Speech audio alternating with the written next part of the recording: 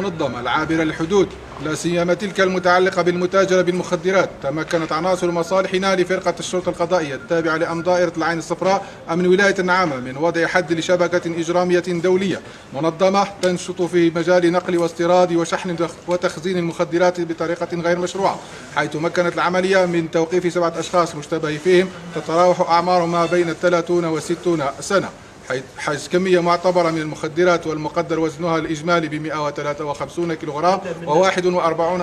غرام من الكيف المعالج، مبلغ مالي قدره ما يفوق 300 مليون سنتيم من عائدات بيع هذه السموم، حجز شاحنة ومركبتين وسياحيتين بالإضافة إلى مركبة نفعية كانت تستعمل في عملية النقل، وثائق مزورة خاصة بالشاحنة، حجز معدات خاصة بتلحيم وطلاء المركبات التي تستغل في إحداث تعديلات على المركبات باستحداث أماكن لتخبئة هذه السموم. تم إنجاز ملف قضائي ضد المشتبه فيهم وتقديمهم أمام نيابة اختصاص لدى محكمة العين الصفراء.